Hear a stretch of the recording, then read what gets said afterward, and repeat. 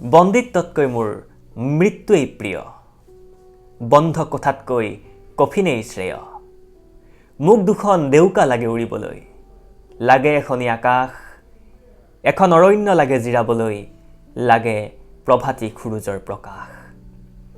মোক এখন নদী লাগে বৈ যাবলৈ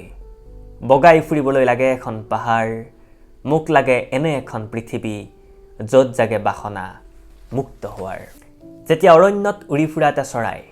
মুকলি আকাশত উৰি ফুৰা চৰাই এটা আনি যেতিয়া সজাত ভৰাই থৈ দিয়া হয় তেনেহ'লে সেই চৰাইটোৰ যি অৱস্থা হ'ব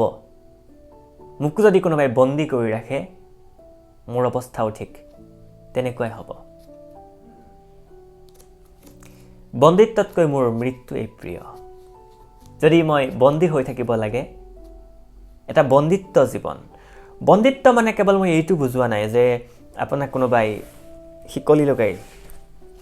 বান্ধি ৰাখিছে নহয় বন্দিত্ব যিকোনো ফালৰ পৰা হ'ব পাৰে বন্দিত্ব হ'ব পাৰে যিকোনো সম্পৰ্কৰ পৰা বন্দিত্ব হ'ব পাৰে আপোনাৰ ভাৱনাৰ পৰা আপোনাৰ থিংকিং ভাৱনা বন্দিত্ব হ'ব পাৰে আপোনাৰ সাংসাৰিক দায়িত্বৰ পৰা বন্দিত্ব হ'ব পাৰে আপোনাৰ বৃত্তিৰ পৰা পেছাৰ পৰা বন্দিত্ব যিয়ে নহওক বিভিন্ন ধৰণে আহিব পাৰে আপোনাৰ জীৱনলৈ বন্দিত্ব যদি আপুনি ভাবিম বুলি কিবা এটা ভাবিব নোৱাৰে সেয়াও এটা বন্দিত্ব যদি আপোনাৰ চিন্তা কৰাৰ সেই স্বাধীনতা নাই সেয়াও এক বন্দিত্ব তেনেকুৱা ধৰণৰ বন্দিত্বতকৈ মোৰ বাবে মৃত্যুৱেই প্ৰিয় মই বন্দী হৈ থাকিব নোৱাৰোঁ মই উৰি ফুৰি ভাল পাওঁ প্ৰথম দেখাতে নুসুধিবা মই কোন বুজাই কোৱাটো ইমান সহজ নহয় নীলিম আকাশ মোৰ সীমনা মুক্ত পখী মই বন্ধ সজা মোৰ ঠিকনা নহয় যেতিয়া কোনোবাই মোক সোধে তোমাৰ পৰিচয়টো দিয়া মই প্ৰায়ে এনেকৈ কওঁ প্ৰথম দেখাতে নুসুধিবা মই কোন বুজাই কোৱাটো ইমান সহজ নহয় নীলিম আকাশ মোৰ সীমনা মুক্ত পখী মই বন্ধ সজা মোৰ ঠিকনা নহয় মোৰ এই সজা বা ট্ৰেপ এই কেজ সেই বস্তুটোলৈ বহুত ভয় লাগে বহুত বেছি ভয় লাগে মই নোৱাৰোঁ তাত থাকিবলৈ মই মুক্ত হৈ থাকিব বিচাৰোঁ স্বাধীন একেবাৰে স্বাধীন য'ত মন যায় ত'ত মই যাব পাৰিব লাগে যি মন যায় সেয়া খাব পাৰিব লাগে যি মন যায় সেয়া ভাবিব পাৰিব লাগে যি মন যায় সেয়া কৰিব পাৰিব লাগে এনেকুৱা এটা কোঠা যিটো কোঠাত আপোনাক বাহিৰৰ পৰা লক কৰি থৈ দিয়া হৈছে আপুনি একো ঘূৰা পকা কৰিব নোৱাৰে ঘূৰা পকা কৰিব পাৰে আপুনি ৰুমটোৰ পৰা বাহিৰলৈ ওলাব নোৱাৰে কোঠাটোৰ পৰা সেই কোঠাটো আৰু কফিনটোৰ মাজত মই বিশেষ পাৰ্থক্য দেখা নাপাওঁ দুটা যেন একেই দুটা বন্ধ কফিনত আপুনি মৃত অৱস্থাত পৰি থাকে বন্ধ কোঠাটোত আপুনি জীৱিত অৱস্থাত থাকে তথাপি যেন আপুনি মৃত সেইকাৰণে মই ভাবোঁ এটা বন্ধ কোঠাতকৈ কফিনটো বেছি শ্ৰেষ্ঠ কাৰণ তাত যে আপুনি বন্দী হৈ আছে সেই কথাটো আপুনি অনুভৱ কৰিব নোৱাৰে কফিনটোত থকা মানুহজনে গম নাপায় যে মোক ট্ৰেপ কৰি ৰখা হৈছে মাত্ৰ ইমানকণ ঠাইত মোক কোনোবাই বন্দী কৰি ৰাখিছে মোক লক কৰি ৰাখিছে সেই কথাটো সেই মানুহজনে গম নাপায় কাৰণে কফিনটো বেছি শ্ৰেষ্ঠ এটা ৰুমতকৈ য'ত কাৰোবাক বন্দী কৰি ৰখা হয় সেই ৰুম মানে মই এটা ফিজিকেল ৰুমৰ কথা কোৱা নাই এই ৰুমটো বেলেগ বেলেগ ধৰণৰ ৰুম হ'ব পাৰে আগতে কোৱাৰ দৰে যেনেদৰে বন্দিত্ব যিকোনো ঠাইৰ পৰা আহিব পাৰে এই কথাটো যিকোনো হ'ব পাৰে এটা লিমিটেশ্যন কথাটো মানে এটা লিমিটেশ্যনৰ কথা কৈছোঁ কিবা এডাল শিকলিৰ কথা কৈছোঁ যিয়ে আপোনাক অনবৰতে বান্ধি ৰাখিছে মোক দুখন দেউকা লাগে উৰিবলৈ মই উৰি ফুৰিব বিচাৰোঁ মোক দুখন দেউকা লাগে এখনি আকাশ এখন অৰণ্য লাগে জিৰাবলৈ লাগে প্ৰভাতী সূৰুজৰ প্ৰকাশ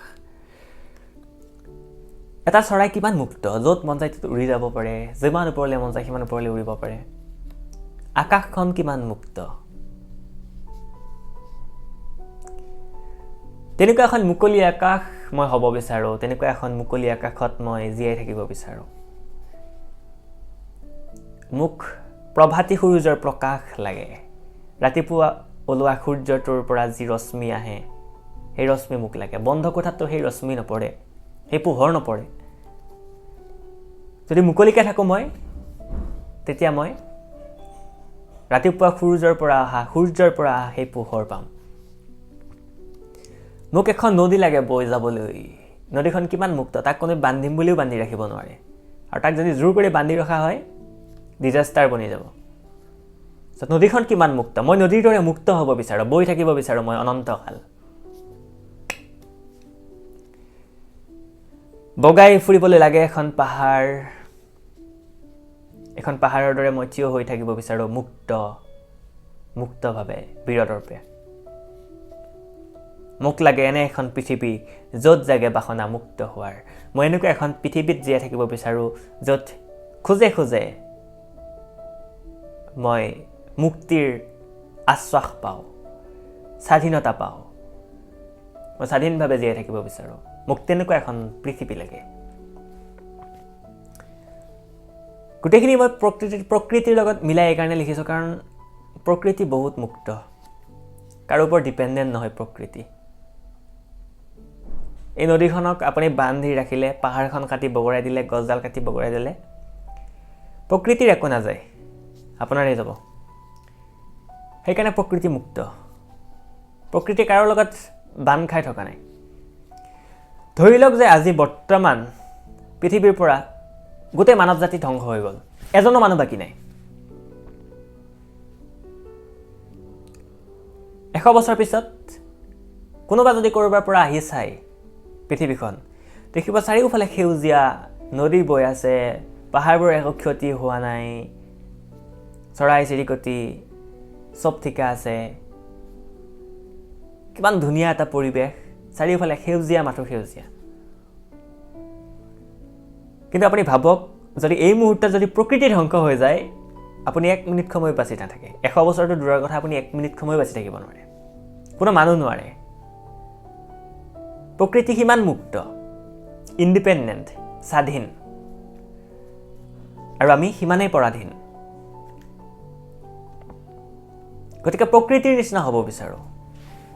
স্বাধীন হ'ব বিচাৰোঁ, চিন্তা ভাৱনাৰ পৰা স্বাধীন,